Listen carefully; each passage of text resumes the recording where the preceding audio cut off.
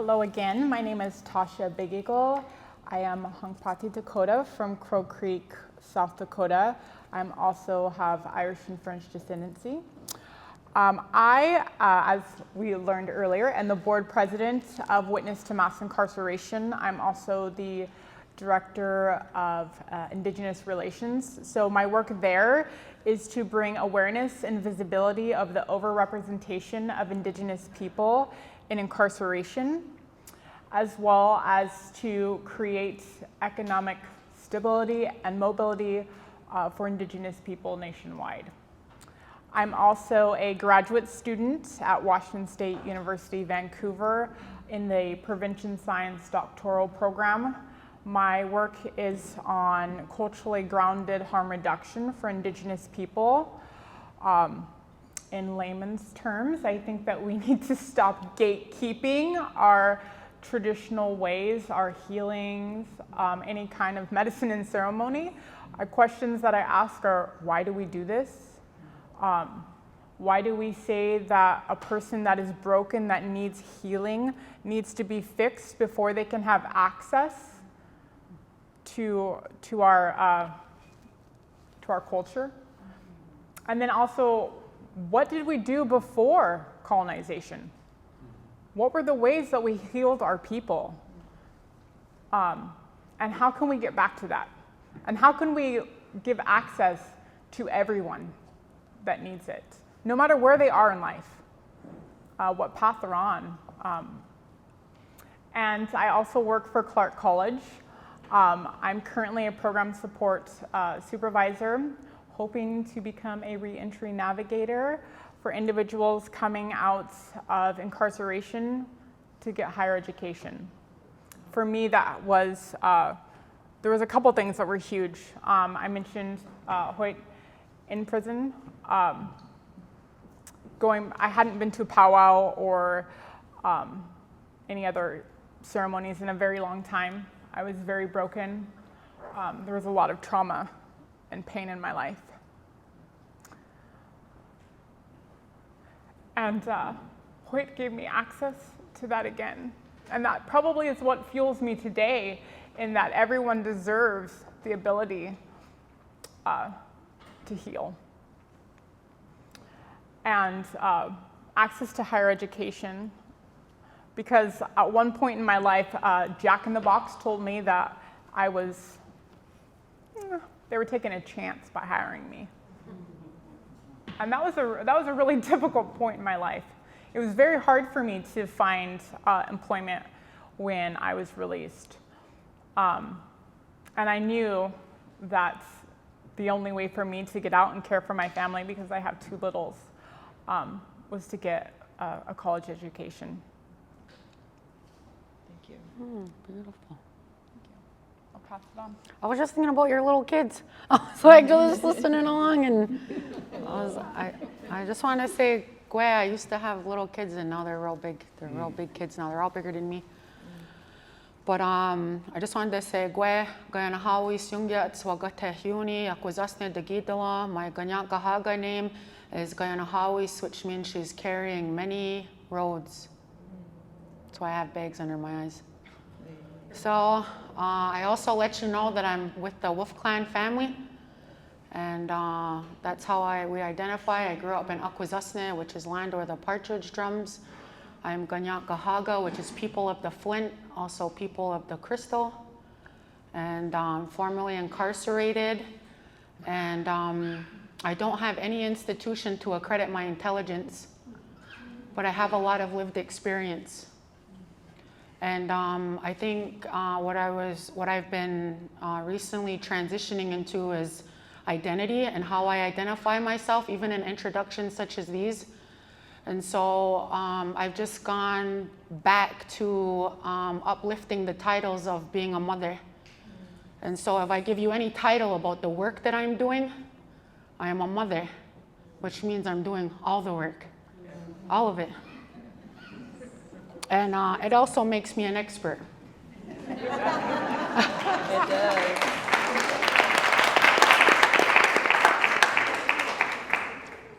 So I am a co-creator for the Welcome Home Circle, which we manifested a couple years ago. I got out of prison 10 years ago. I was sentenced to 12 and a half years in a maximum security prison in New York State, near New York City, and I fought my case and I won. I got New York State to pay for my $30,000 appeal lawyer, and I got home and was reunited with my kids and given a lot of opportunity by business women in the community, whether I was cashing out, doing this and that. Creator's calling, you better answer that. And so anyways, yeah, so I came out of prison and we had a Seven Dancers Coalition, which was a sexual assault, domestic violence, campus safety, teen dating, sex trafficking, and stalking outreach worker and the executive director. What's interesting in this is that I actually had a tribal police officer lie in my case and took the stand and lied to evidence that wasn't mine, that was my co-defendants.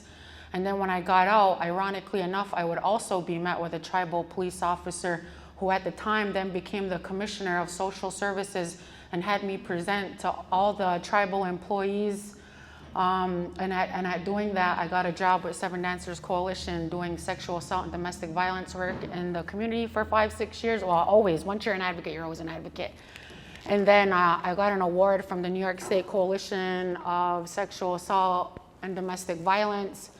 And I was still deeply wanting to do the work. So I was kind of like coming out in community and supporting other people's work and getting my feet wet and getting ingrained.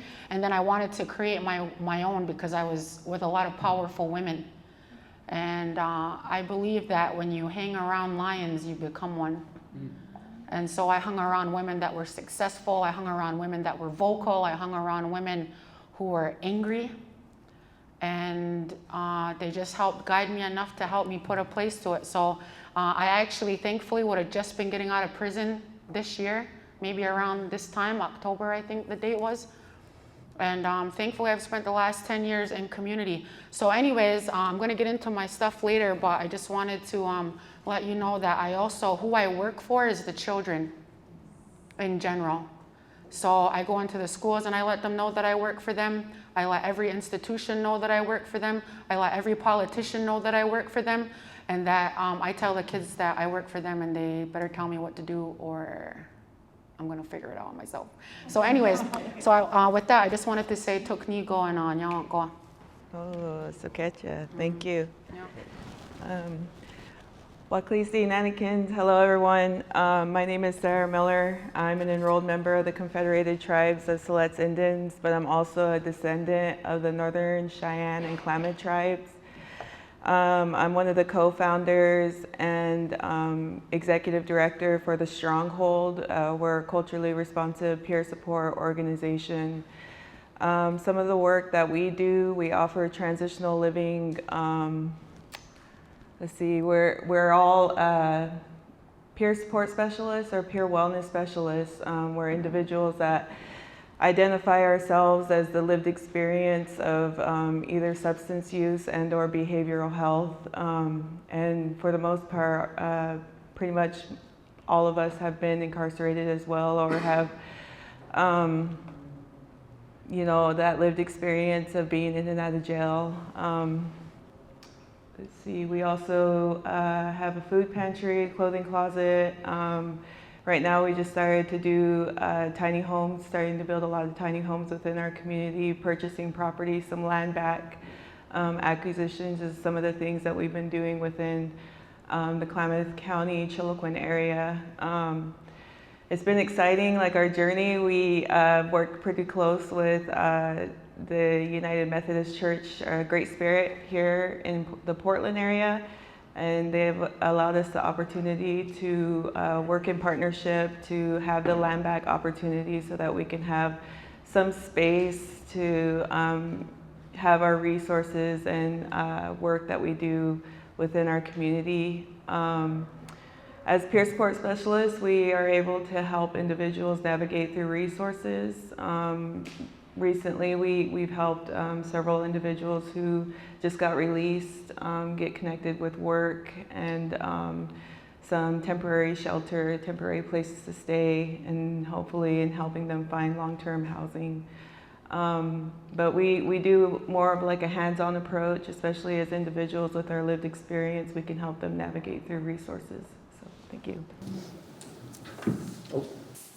Do I use this? Hello? No. Oh, that one? All right. Oh. Yat Eshike, Dosha Dinesh, Leandru WIllie in this here. Bilagana initially. Skorich Ini Basichin, Bilagana Dashiche, Kia Ani Dashinali. Akot Ego Shidine. Good morning, family and friends. My name is Leandru WIllie. I am from a member of the Navajo Nation. On my father's side, my clans are Bitterwater, which is Skorich and Kiani, which is Towering House clan, and on my mother's side, I have some French Canadian, English, and Danish descent. I work for Native American Reentry Services. We're located in Tacoma. I'm a program manager for our Heal for Reentry program. HEAL is an acronym for Helping Enrich Aboriginal Lives. I came into the work about it goes a little bit further with that. Formerly incarcerated. I'm an addict in recovery. I was released in 2013, I got out one time, then 2015, I got out a second time. First time I got out, I knew in the back of my mind I was going back. It just was what it was. Long story short, ended up happening 18 months later, but you know, the last time that I was in timeout, I got to meet a bunch of very good, solid group of guys that, you know, really showed me a different path as opposed to, you know, the masculine mentality of Mr. Macho and this and that, right? And because that's there, that's in prison. But you know, being shown a different way, being shown, you know, showing compassion to brothers that have messed up, showing compassion to, you know what I'm saying, that's something I might not agree with, but hey, we're going to work past it, and you know, allowing people to be involved with the hoop still, and really just not throwing anybody away. That's where we're at right now with our organization. We don't throw anybody away, and it's been a little bit of there's been some challenging moments in it because, you know, coming from facilities, you know what I'm saying, coming from DOC, you don't let sex offenders eat at your table, right? You don't share no meals with them, nothing happens with that. But in the line of work that I'm in now, I've had to rethink and take another look at that because we have people that are calling our office that are with those types of charges, right? And I can't just be like, oh, I'm sorry, click. No, that's not how we operate. So we take everybody, you know what I'm saying, and help everybody as much as we can, brothers and sisters. We help provide. It's been a process, but working with and there's a long history too that, you know, I don't really have time to get into, but you know, it's been a work in progress. But we finally, within the past year, got approved to receive a list from Washington State DOC of the natives that are being released, but they only put together a list for King County and Pierce County. So everything else that we do is all word of mouth. And most of our office is formerly incarcerated anyway, so there's a lot of people that have connections, you know, inside anyway still. So, you know, we really try to work with people at the very latest 6 months to the gate, right? Because we believe, and I believe somebody said it earlier, you know, reentry starts on day one of incarceration. It really does. That's when it needs to start. Everything needs to get going because 95% of the people in prison are coming home at some point. So, you know, we anticipate that and we try to work with brothers and sisters. And, you know, we provide some, you know, basic resources, clothing, work clothes, interview clothes, bus passes, cell phones, help people get their health care taken care of, you know, the basic wraparound services. But in addition to that, we run a lot of medicine, WILL, and 12-step groups, right? We utilize a lot of White Bison's curriculum. We have, like I said, medicine and 12-step groups, but we also have Mending Broken Hearts groups. If you're unfamiliar, very important.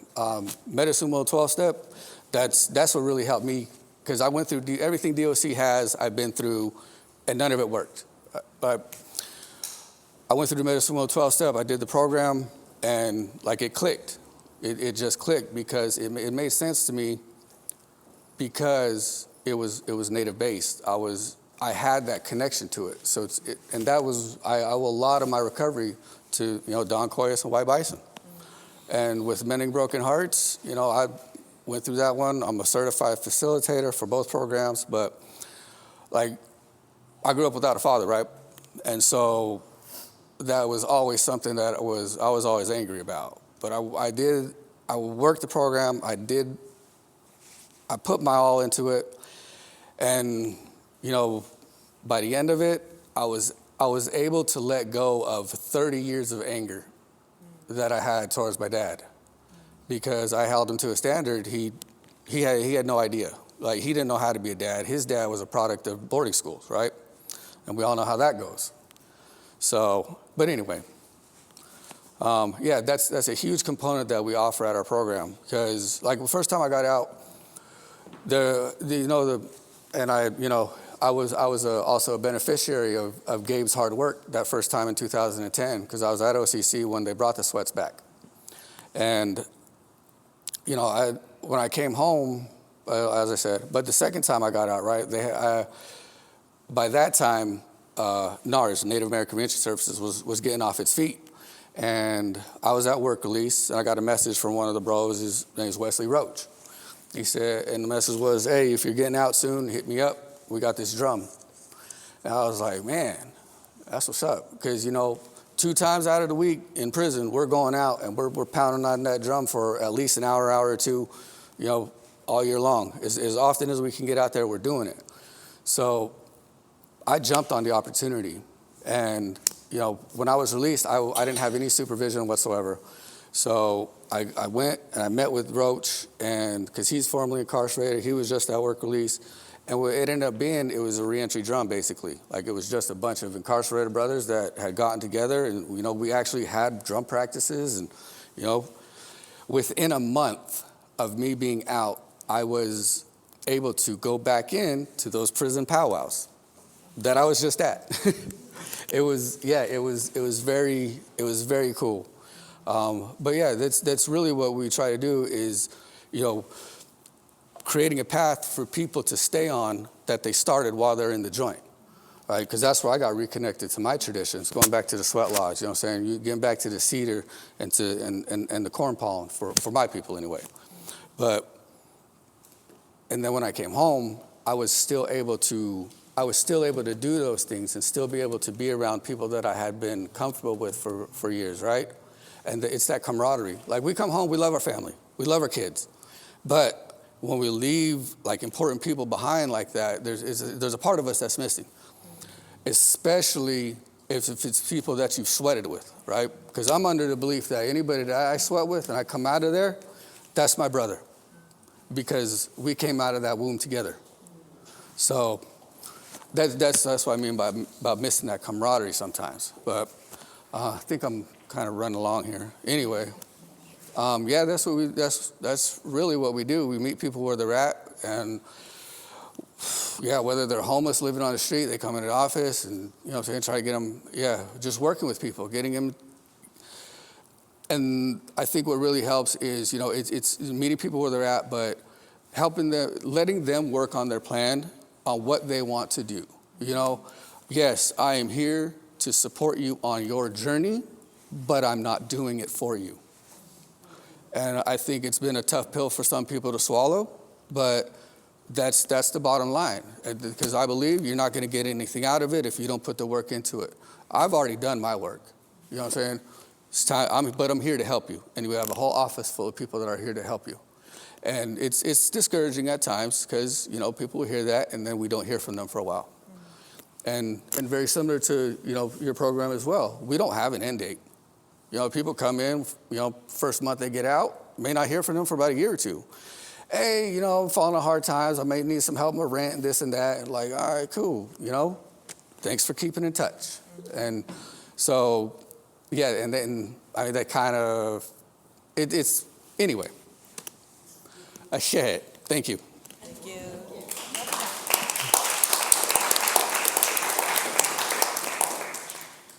So Tosha, let's start with you. Something I'd like you to share a little bit more about is when you came out, and then what brought you to starting the program that you started, and what does that program look like? The Justice Impacted Club, the reentry at Clark, or Yes. okay. Well, I briefly mentioned I went to a job interview. So when I got out, DOC asked me if I was employed 4 hours after I was released, and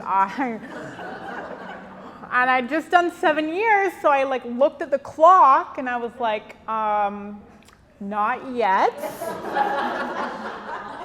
But if you give me a couple days, maybe, right? And so they told me, okay, well, you're gonna do work crew, so free labor for us for minimum of 2 weeks. And if you get a job in that time, mind you, work crew is from 8 a.m. to 4 p.m. So I asked them if I was going to be a stripper or a bartender, because where am I interviewing at after 4 p.m.? I eventually got a job cooking hamburgers at Jack in the Box, which I'm thankful for because it was employment. But I had a lot of people turn me away. I quickly became a team lead and then general manager, and working at managing 2 different places. And then I got pregnant with my beautiful first child, and realized that I couldn't afford childcare, and that I didn't qualify for any programs to help me with childcare, and I had to do something about it. And I went out to lunch one day and met a former professor, and they said, "What are you doing? Why aren't you in school?" And so I said, okay, I'm gonna go back and be a drug counselor because surely they're gonna give me a job, right? I have lived experience. And I got into the classrooms, and I didn't agree with their theories. And they were very westernized, and I said, okay, I gotta do something else. So I'm gonna get my bachelor's degree. And along the way at Clark College, I ran into a lot of other individuals that were justice impacted, and we kind of realized that the entire world is justice impacted, right? So our organization got together to bring awareness to be a safe place for people to share resources, to become a community, to become a family, in a place that really was not set up for us, right? Higher education was not set up for people of color. It was not set up for minorities. It was not set up for formerly incarcerated individuals. And a lot of us have that intersection, right? We're all of those things, and then some. And so Justice Impacted Club is a place at Clark College where people can come, anyone can come, right? And have that place to be who they are, to share resources, to be a family.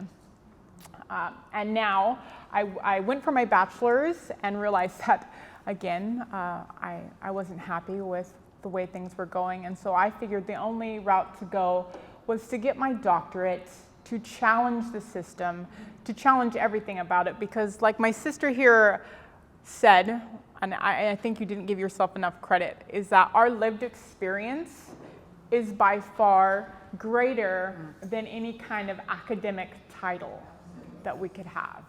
And unfortunately, westernized society says that our lived experience is not empirical evidence, right?